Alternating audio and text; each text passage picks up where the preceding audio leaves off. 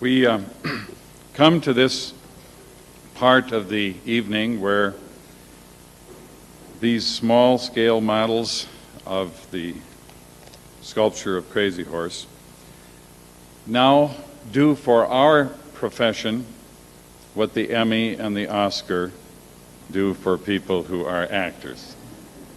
Why should they be the only ones to have such recognition? And so we have three different people tonight who embody the best, the most courageous of our work, and we're going to take a little time to talk about each of them. And I won't say that I don't want to embarrass them, but just so that we can make this something personal. First of all, we will start with Richard Curwin. We'll have you come up here. And giving us a background on Richard Curwin is his colleague Tim Burke, who is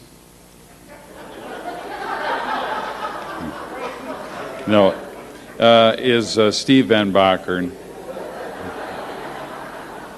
We see how fast you'd be on coming up with one. Steve Van Bachern, it was on the other side of my fold here. So where is Steve? You thought you were getting out of duty here, aren't you? No, I really thought I made a mistake.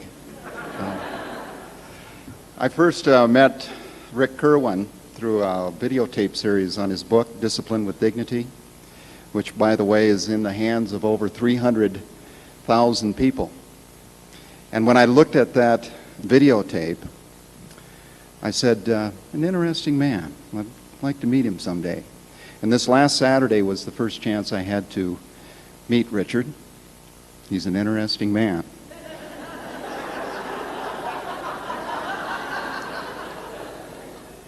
And I thought, why is that? Well, certainly because he fits in so nicely with the kind of work that I'm interested in.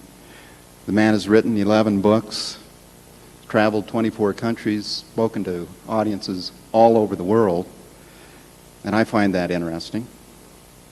I think, too, it maybe has something to do with Otis, his dog. Have you seen those commercials where they match the dog up with their look-alike owners? Now, I'm not going to suggest to you that Rick looks like his dog, but I think Vicki Phillips would appreciate this in that their temperances really match. You know, there's an eagerness in their movement, you know, a quickness to check things out and to meet folks. But I think, too, I note that there's this gentleness with both of them that makes, even for the smallest, for the most vulnerable, an ease of approaching them. And it's nice to be around safe people and safe dogs. I think, too, I find him interesting because I know he has had a difficult life. At 4, he lost his dad. His mom married a man that struggled with alcohol. He was born with a bone disease and spent time in a body cast, numerous operations to try to fix things. He's one of those that is stronger in the broken places, as Ernest Hemingway would say, a broken person and yet stronger. And so tonight, Rick, we honor you for your passion and for your real love and concern for all of our children, and we thank you for that.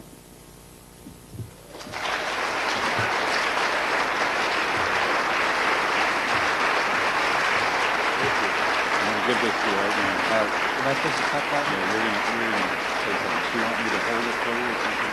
Keep holding my hand.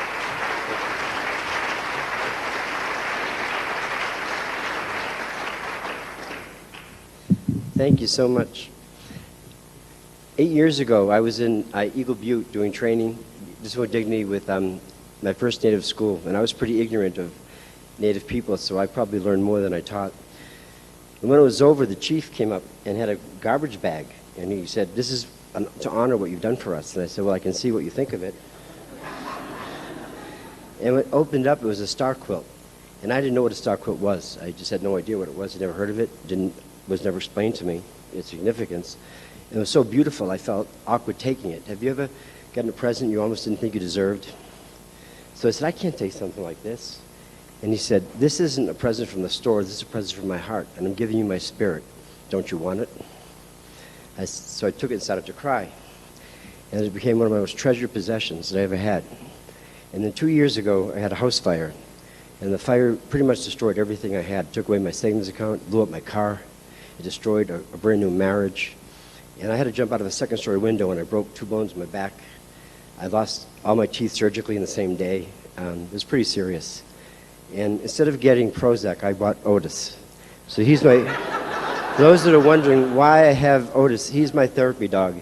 And he's with me all the time because I used to think I could overcome anything. I used to think if you just stay strong, you can overcome everything. Well, I couldn't. I couldn't overcome this fire. And it really hurt, and it still does. But he stays with me when I have bad dreams, and when I really need something to hold, I have Otis. So that's why he's always with me. I'm not trying to be Marge Schott, so that's not what I'm trying to do with Otis. And recovery from this fire was so hard. I kept having flashbacks and nightmares, and I couldn't even watch any fire on TV. I couldn't even, when the dentist was working in my mouth, I couldn't look at the Bunsen burner. I don't know if anyone's been through a fire, but people tell me it takes 10 to 20 years to recover. And then 3 or 4 months ago, I guess it was just about a week before Larry called, I had this dream. It was more like a vision. And it was the chief came back to me, and he said to me, you know, for a white man, you're really stupid. This was so real that I can remember every instance of this. This was not a dream. This was a vision of some kind. He said, I didn't give you a quilt because the quilt was lost too. It was burnt to shreds. There wasn't even an ash of the quilt left. He said, I didn't give you a quilt. I gave you my spirit. If you reach out for it, it's there and it will heal you. Reach out for what matters. And that was the day I started healing. And when Larry called up a few weeks later and told me about this award and what's going to happen tonight, this completed the circle. This is the circle of hope and the circle of spirit. And this means more to me than I think anyone could ever understand because this is coming back to life. Thanks very much.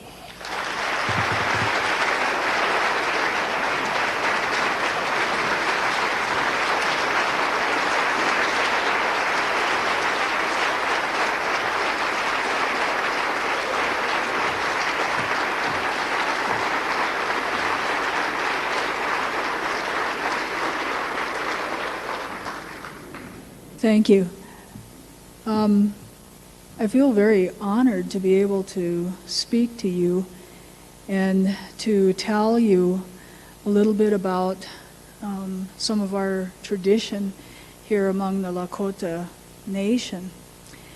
And in our culture, when somebody has accomplished a good deed, a great work, has come of age.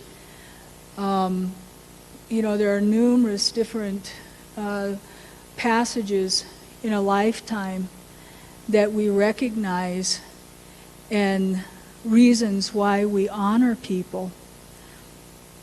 Affirmation in the Lakota culture is a very important part of our culture. And one of the ways that we affirm individuals is by the gift of a star quilt. The star quilt, the star on the quilt, is representative of the morning star. And in our culture, that star is also symbolic of wisdom. And the star quilt is used from the time an individual is born. The first thing that happens when there's the announcement of the birth of a child in the near future is the grandma or the auntie or somebody in the family begins to work on a quilt. And these quilts are hand-stitched.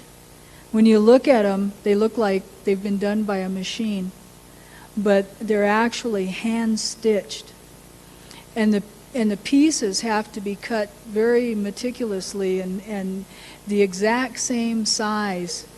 And it's really quite a process to begin to put together a quilt.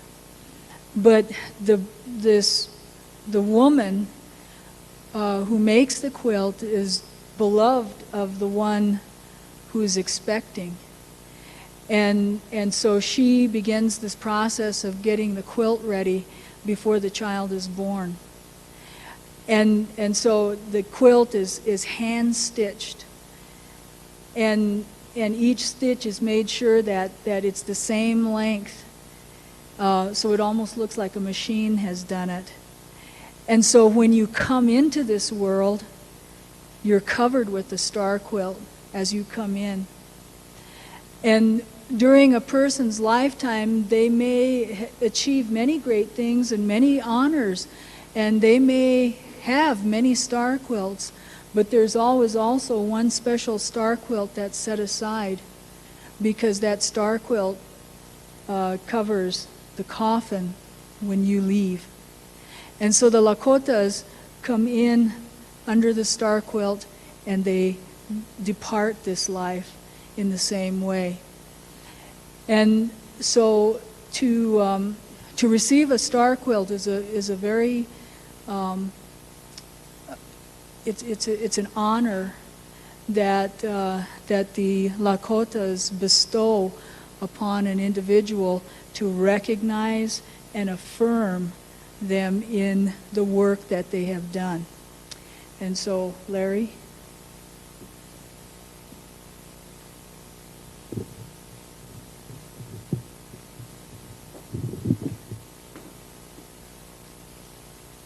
I don't want anyone falling off this stage.